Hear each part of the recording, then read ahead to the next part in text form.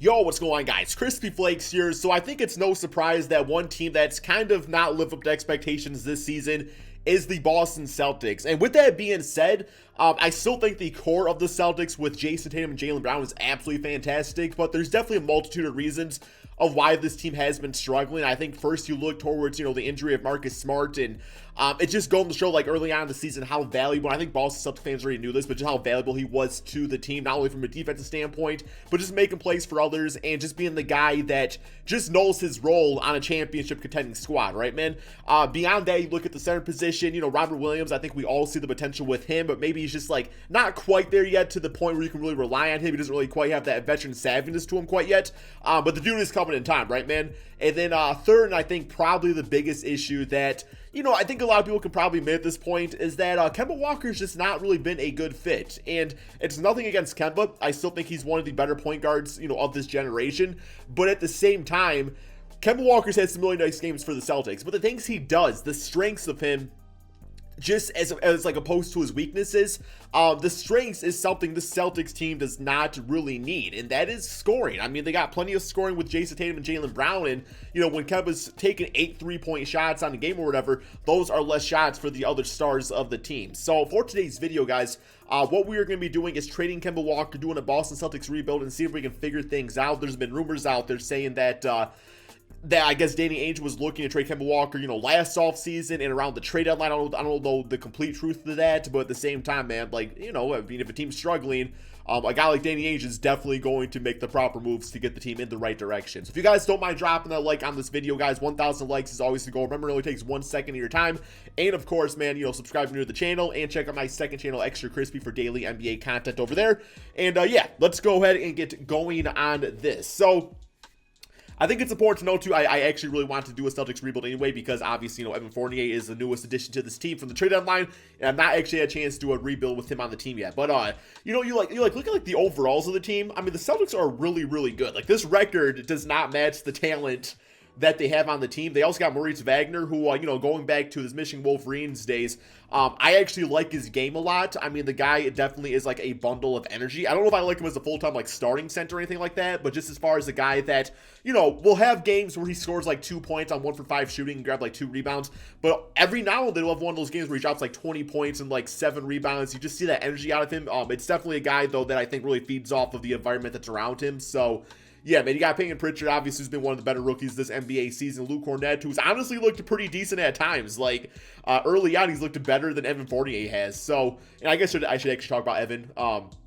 He's got 1 year left on his contract. Obviously, I'd love to bring back to this team next season as, like, a 6-man because, this guy's always historically been a great scorer. But at the same time, too, like, if he's asking for, like, $20 million a season, I would not bring him back for that. Plain and simple, I feel like there's cheaper options out there. So yeah, we'll definitely, but for 2 second-round picks, I mean, in the short term, he should help out, right? At least. So maybe he'll settle for a lesser role going forwards. But yeah, man, so much talent on the team. So many trade assets, too. If you want to trade a guy like a Romeo Langford or Carson Edwards to try to get some more veteran players, like, that's definitely an option going into the offseason with realistic expectations, right, man? But yes, as far as the rest of this season goes, obviously we don't have any trades we can make because the trade deadline is officially up. But what I want to do is kind of incorporate my perfect lineup, I guess. And, I still think Kemba.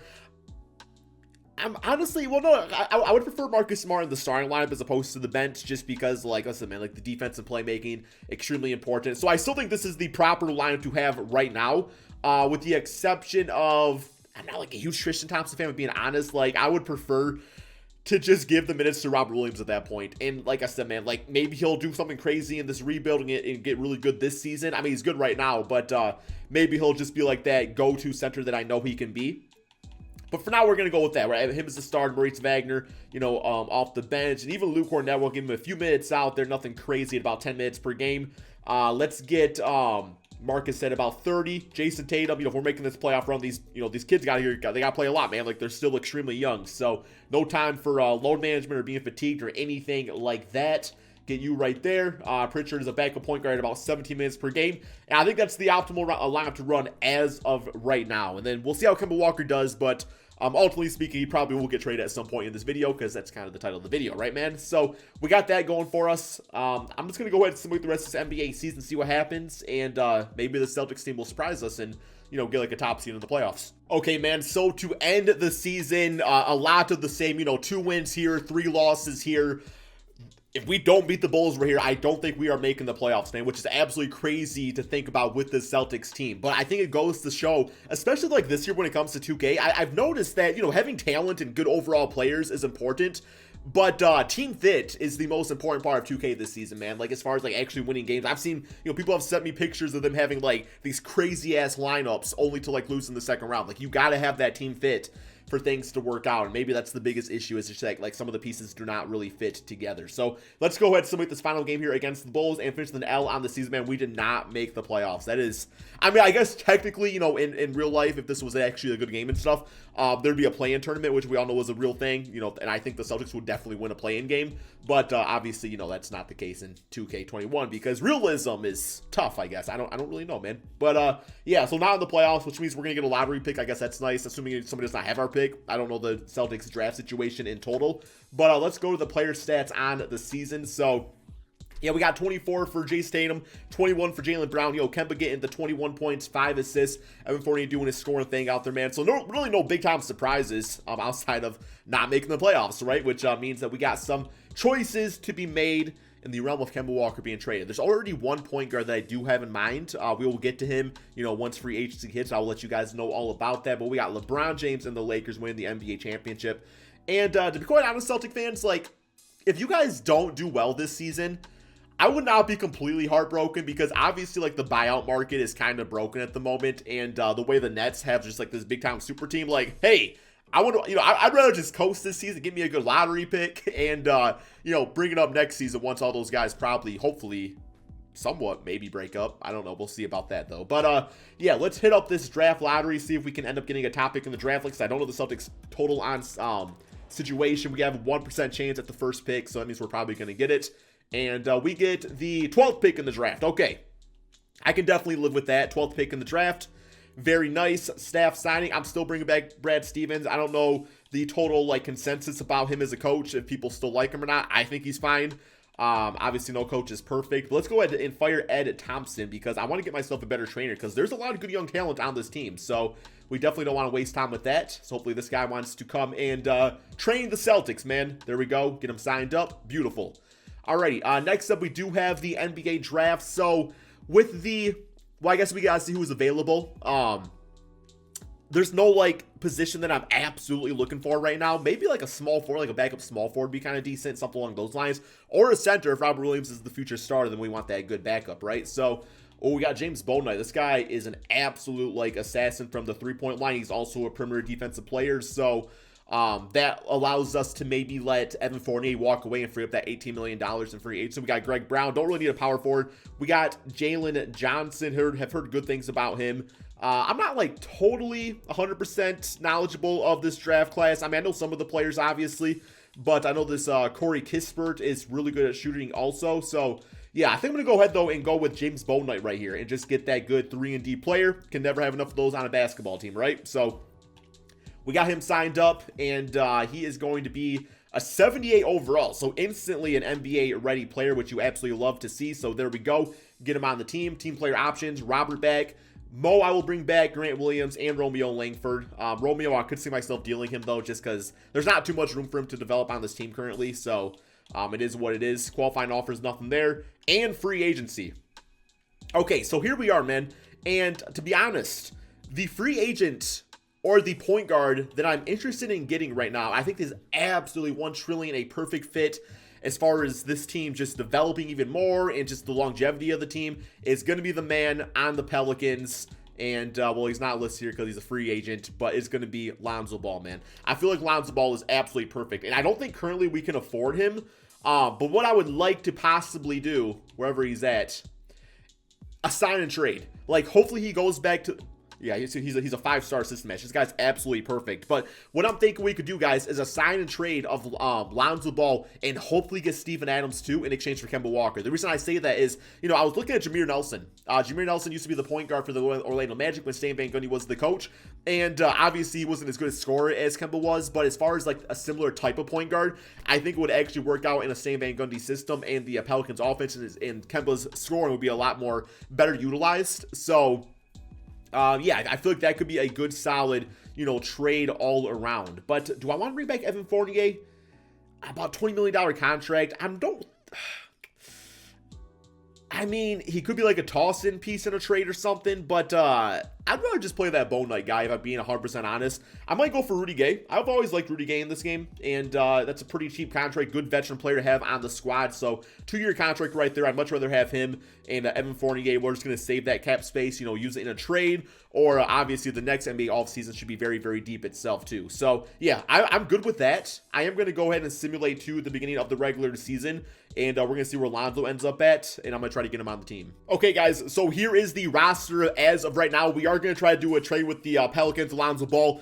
Full disclosure, they did have Lonzo on the Spurs, which I just don't think it's going to happen. I think the Pelicans would be much more open to a sign and trade with the Boston Celtics, and I don't think Lonzo will go to the Spurs anyway. So if I don't make a trade happen, then, it is what it is. He'll just stay on the Pelicans, which he actually said he's committed to, so we'll see about that. But let's go to the player, or the propose a trade right here, guys, and let's see if we can get this trade to work for us, or if it's just not. So he's on a 1-year, $20 million contract, very odd contract altogether, but it is what it is. So $20 million right there, and we got Kemba Walker over here is at $36 million. So yeah, I also wanted to go for Steven Adams, who's down to a 79 overall. I mean, honestly, at this point, I'm like, maybe Robert Williams is just like the better fit to have anyway, but I mean, I'm going to go ahead and try to get him anyway, even if he's the backup. So yeah, we got to toss in somebody else. And at this point, I'm okay tossing in Romeo Langford. Just once again, he's not really going to utilize on this team anyway. So we got a 3.5 star for a 3-star, and we got 2-star for a 1.5 star. So in theory, this is an even trade. We'll see if they agree to it. And we're simply losing too much at our main backup center spot. So you don't ask for a center back. Okay. So they also want 2 unprotected second-round picks, and we get a first-round pick swap with New Orleans, Milwaukee, New Orleans. Okay, so yeah, hell yeah, I'll do that trade. That's no big deal, man. I thought you guys were gonna ask for a center back. So there we go. We got Steven Adams and Lonzo Ball on the team in exchange for Kemba Walker. So at this point, this is what the lineup is looking like. Although what I think I am going to do, because I like Jaylen at the 2 spot and I like Jayson at the 3. I feel like that's just like their optimal positions. Although Jaylen at the 4 is not bad either. What I'm going to do is I'm going to put Maurice Wagner, who's got a 79 3-point shot. I'm going to put him at power forward, goes up to an 81 overall. And then we got Steven Adams and Robert Williams, for a flip-flop, center out there. Tristan Thompson, I'm going to try to trade him away.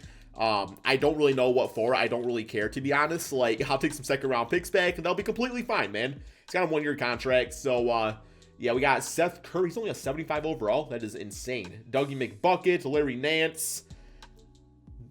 I actually don't mind that. Well, Trish Thompson back on the Cavaliers. I don't know about that one, Chief. That's not going to happen. DeAnthony Melton, I absolutely love his game. Bogdanovich. I'm not really looking like take on like any like role player though, because I don't really need anybody. We got DeLon Wright in a 2nd-round pick. Could be a nice veteran to have alongside, Peyton Pritchard. Can also play the 2 spot. So yeah, I like that trade. DeLon Wright, welcome to the team. Nothing wrong with getting right. Okay, that was a bad joke. So at this point, we got a lineup of Lonzo Ball, Jaylen, Jayson, Mo, and Robert Williams. Backup, we got Marcus Smart, Steven Adams, James Bouknight, DeLon Wright. Yo, how tall is Bouknight? Can he actually play some small forward? I feel like he'll get more PT if he can do that for us. He's 6'5". Ooh, he's also a point guard. So I don't know if small forward quite is the optimal spot. Marcus Smart, let's put him at small forward, man. Goes between 82 overall, and yeah, well, I mean, he'll find a way, man. He'll find a way. So we got Marcus Smart right there. Okay, that's fine. DeLon Wright, Peyton Pritchard. 10-man rotation, a lot of guards in the lineup, but we do got, big old Steven Adams there too. And we got guys like Mo and Jayson that can also play the, 3, 4, or I guess the 4 or 5 spot, I should say, with Mo. But that's a good-looking team there, man. I do like the squad a lot. And you know what? DeLon, I'm sorry, man. I'm sorry. You'll be on the team. You get to wear the jersey and everything. But let's get Lonzo in about 33 minutes a game. As far as the power forward center spot, like, I'm not, like, too, like, set on, like, any of those guys playing, like, a ton of minutes. So we're going to be, 30, I'll do this, 29-29. And let's get Tatum playing a lot, about 38. Lonzo at 34. That's completely fine there. Okay, that's a pretty solid starting 5, man. No doubt. So, I guess we will go to the system efficiency, and we got a 4-star defensive system. Honestly, everybody that said Mo Wagner likes it. The balance system is actually a bit better for us. Grit and grinds there, pace and space. Let's go with 7-second. I wouldn't mind this team running the ball too with Lonzo, you know, running the offense. I feel like this is a big issue on the Pelicans is they don't run enough, man. So we will do this, and that looks pretty good. I'm predicting this team's gonna be like 60-win team. It seems that good. Let's go ahead and simulate this second season, man, and see if the Celtics can bring it back. Okay, guys, so a record of 60-21. I think I said 60 wins, didn't I, man? I will tell you, like, 2K loves their balanced teams, and this team is definitely balanced now, and just flows nicely, man. Like, just like on paper, I'm just like, this is a team that could win the championship. Not saying the Celtics can't win it now, but I just really think we fixed some things up in here with some of those trades we made. So we got one more game here against the Cleveland Cavaliers. Simulate through date, officially the W on the season. We got the process as MVP. We got the old Steven Adams now. Cade as Rookie of the Year. We got Russell Westbrook as 6-man on the Wizards. Okay. Isaac Defensive Player. Precious Chua Most Improved. And Brad Stevens Coach of the Year yet again, man. So All-NBA first, All-NBA second with Jayson Tatum making that. And All-NBA third. Okay, that's completely fine, and we are the first seed in the Eastern Conference. Meanwhile, the Pelicans did make the playoffs. Very curious how Kemba played, you know, in that lineup and stuff, but player stats on the season, we do have Jayson at 31 points, 7 rebounds, 5 assists, now to a 94 overall player. Jaylen at 26 and 5. Like I said, man, like Lonzo can obviously shoot the basketball and stuff, but make plays for others, like really his big time thing. So that just means more shot opportunities for the other guys up in here. And Lonzo was very efficient at about 50% field goal percentage. Mo Wagner at 13 and 6. So I actually kind of really liked him at that 4 spot. Payton Pritchard, good numbers. James Bouknight in his first NBA season at 9 points, 3 rebounds, 2 assists per game. And Robert Williams, love the 10 rebounds, 1 steal, 2 blocks per game. Good to see. And then Steven Adams, you know, like what Steven Adams always does is not really show up on the scoreboard, but I still liked him in that backup role. So worked out pretty dang nicely, man. And then meanwhile, over on the Pelicans, we do got Zion at 23-21 for Brandon Ingram, and Kemba Walker 16 and 6. Not bad, 46% field goal percentage, but that feels about right. He definitely should be a third scoring option on this team. So yeah, I guess those are about the numbers you can expect, and pretty similar, once again, to Jameer Nelson. So we got in the first round the Charlotte Hornets. As far as I'm concerned, man, it's like boom or bust. Like, I want to win the championship. So simulate round here against LaMelo Ball. Lonzo against LaMelo in the playoffs. That would actually be kind of cool, man. Like, we would get some good matchups for like years to come as the playoffs between those two guys. Just got to get Jello back on the Pistons. We got 33 for Jaylen, 33 for Tatum, and 19 and 8 for Mo Wagner, 12, 4 and 9 for Lonzo Ball, 25 for PJ Washington. Okay, and then 22, 6 and 4, 48 on the Hornets. Actually don't mind that fit. It's actually pretty solid. Next up, Miami Heat. Simulate round against them. Always a good, you know, point of emphasis to see if you can beat them. That means you're in a good spot if you can, and that means we're in a great spot, guys. We get them 4-2.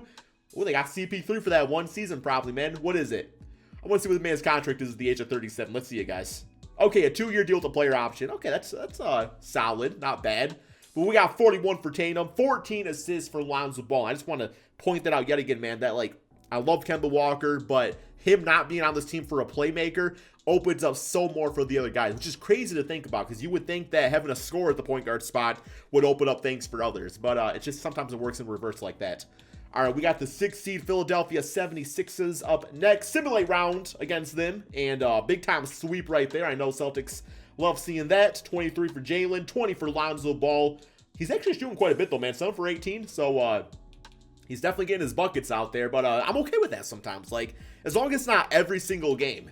And here we go. We got Aaron Gordon in the Denver Nuggets. I don't know why I said Aaron Gordon's name for Jokic in the Denver Nuggets. Simulate round against them. And there we have a man in a 7-game series, the Boston Celtics NBA champions, Jayson Tatum, appropriately the finals MVP, 34 points, 5 rebounds, 6 assists, and 50% from 3, guys, in this playoff series, ending with a 44-point game, 22 and 10 for Lonzo, 20 for Jaylen Brown. We got the Time Lord, or that's what you all call him, Time Lord or something like that. I don't understand the nickname. Somebody can please explain it to me. But yeah, this worked out great. And just real quick here, I do want to go to the playoff stats. Player stats right here. So yeah, it worked out exactly as I wanted it to, which is great, man. Don't you love when rebuilds go successful? But hopefully you guys all enjoyed this. I do want to hear from you guys in the comment section below. What should the Celtics do this offseason? Do you think they should just kind of go and coast with things? Do you think things are going to work their way out, you know, this season? Do they trade for a point guard? Do they stick it out with Kemba? You guys let me know. Thank you all so much for watching, and peace out, my friends.